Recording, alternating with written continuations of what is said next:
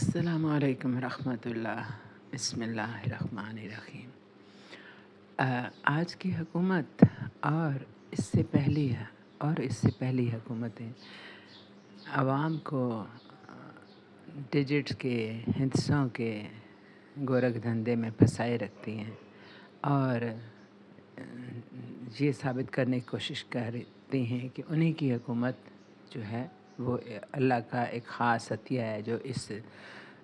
خطے کو ملی ہے۔ ایسے ہی کچھ ہندسوں کے گورکھ دھندے آج کل بھی دکھائے جا رہے ہیں اور اس میں الجھایا جا رہا ہے عوام کو کہ جی وہاں سے ریمیٹنس آ گئی، وہاں سے سرمایہ کاری آ رہی ہے، آئے گی وغیرہ وغیرہ۔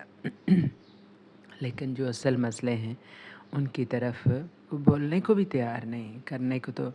یہ بات یہ ہے کہ وہ کیا کہتے ہیں، ہاتھ کنگن کو آرسی کیا۔ آپ کوئی ایسے منصوبے بتائیں جو کہ ہو رہے ہیں، جن کا وجود ہے اور جس سے قوم کو فائدہ مل رہا ہے۔ فی الحال تو جو بہت بڑے مسئلے ہیں اس وقت اس قوم کے، وہ ہے گندم کی کٹائی، جو کہ سندھ میں موسٹلی ہو چکی ہے، 60% سے زیادہ ہو چکی ہے، لیکن ادھر پنجاب میں بھی اس کی کٹائی شروع ہو گئی ہے۔ اور وہ کہتے ہیں کہ یہ گندم جو ہے مریم صاحبہ کے بہت اصرار کی وجہ سے کی گئی تھی اس کی بوائی، اور کافی بڑی مقدار میں۔ اور اب حالات یہ ہیں کہ پچھلے دنوں یہ سنا تھا کہ 2500 ریٹ ہے فی من گندم کا، اور آج کے پروگرام میں بتا رہے تھے جی 2000 فی من کے حساب سے گندم بک رہی ہے۔ اور یہ بھی وہ گندم پاکستانی گندم نہیں ہے، یہ فارنر گندم ہے آپ کی، جو یوکرائن سے پچھلے سال لی تھی، اور اس میں سے 10 لاکھ ٹن اس وقت بچی ہوئی ہے۔ اس وجہ سے گندم کی کمی کا تو کوئی خطرہ نہیں ہے، لیکن اس کوشش میں کسان لٹ گیا ہے۔ یعنی یوکرائن کی طرف آپ پاکستان سے ہتھیار بھیجے جاتے تھے، اس کے بدلے میں اس طرح سے بھی بہت زیادہ خطیر مقدار میں، بہت زیادہ اضافی مقدار میں انہوں نے گندم منگا لی، اور اگر منگا لی تھی تو ہمارے کسانوں کو منع کر دیا جاتا کہ آپ مت بوئیں۔ اب جب انہوں نے بو لیا ہے تو وہ کسان جو ہے وہ بیچارہ محنت کرنے کے بعد وہ کیا کہتے ہیں، خوشی منانے کے اس کے دن ہوتے ہیں، اور اس پورے سال کی محنت کا اس کو عوضانہ ملنا چاہیے مناسب، لیکن ایسا نہیں ہو رہا۔ بالکل گندم کی کوئی خریدار مارکیٹ میں نہیں ہے، اور یہ چند صاحب کہہ رہے تھے، یہ میں نہیں کہہ رہی، اور حکومت کے جو بیچ میں بیٹھے ہوئے لوگ ہیں وہ کہہ رہے تھے کہ کوئی جو حکومتی نمائندہ ہے وہ سامنے نہیں آ رہا۔ انہوں نے کہا تھا ہر سال گندم کی نئی قیمت مقرر ہوتی ہے، لیکن اور پاکستان تو وہ ماشاءاللہ دیس ہے جہاں ہر 10 دن کے بعد، 10 دن کیا، صبح کو چیز لینے جائیں تو اور ریٹ ہوتے ہیں، شام کو لینے جائیں تو اور ریٹ ہوتے ہیں۔ اور وہ کیا شرمندگی بڑھا رہے تھے مزید کہ ایک پزا 2200 کا مل رہا ہے بڑے سائز کا، اور ایک من گندم کا بھی ریٹ 2200 بھی نہیں ہے بلکہ 2000 ہے۔ یہ تو ہے حکومتی سرپرستی کا حال۔ یہ بہت بڑا مسئلہ اس وقت بن گیا، اور جو کسان اتحاد ہے انہوں نے بلکہ دھمکی بھی دی ہے کہ ہم جو ہیں وہ سڑکوں پہ آئیں گے، اور ہمیں وہ دہائیاں دے رہے ہیں کہ جی آپ نے تو کہا تھا کسان بھائیو گندم اگاؤ، اور کسان تو لٹ گیا ہے اور اس کو کوئی پرسان حال نہیں ہے۔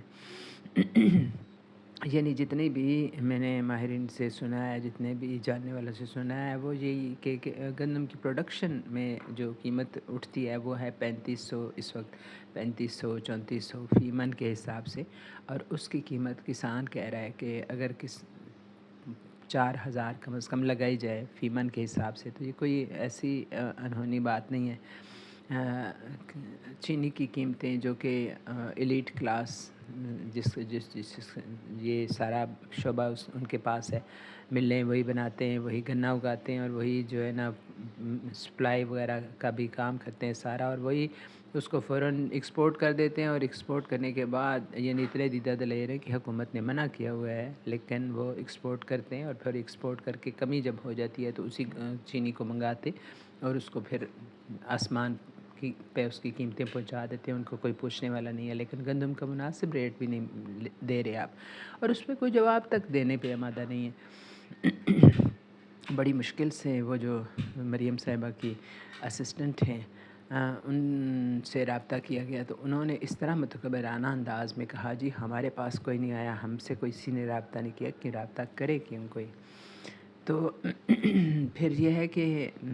چینروں کا مسئلہ ہے، وہ اپنی جگہ ایک جن بن کے سامنے آیا ہوا ہے، اور بہت زیادہ اس کے اوپر احتجاج ہو رہے ہیں اور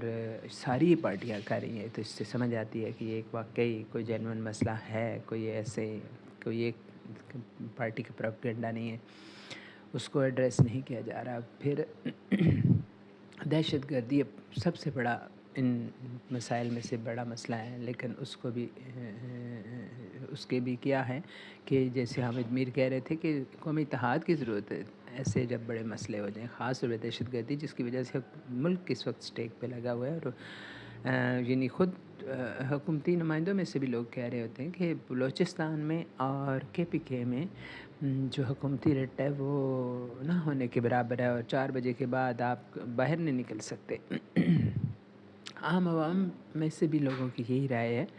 تو جب یہ سب کچھ ہے تو آپ کیوں ایک یعنی مقبول ترین ایک پارٹی ہے تو اس کو آپ مختلف ہتھ کنڈوں سے پس دیوار کرنے کی کوشش کریں. لوگوں کو کم از کم اتنا موقع دیں کہ وہ یعنی انتخاب کی طرف آئیں.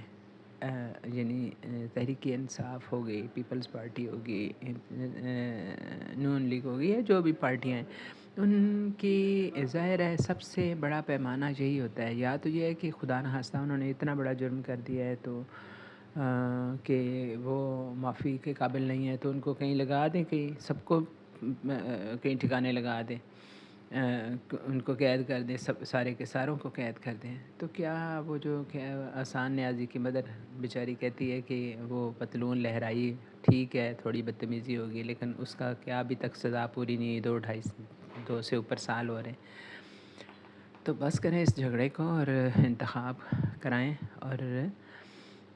اس میں جو پارٹی جیتے جیسے جتنی جیتیں اس کو اتنا مقام دیں تاکہ یہ جھگڑا ختم ہو. یعنی آپ پاور کے بل پہ سب سے طاقتور جو پارٹی ہے، سب سے مقبول ترین پارٹی ہے، اس کو آپ اس طرح سے مت بار بار اپنی انرجی ضائع کریں اس کو کرنے میں. اس طرح سے پارٹیاں اور مضبوط ہوتی ہیں. جیسے پی پی کو دیکھیں، پی پی کے پیٹریاٹک کا پتہ نہیں پی پی بنی تھی، کون کون سی پی پی کے نام سے پارٹیوں کے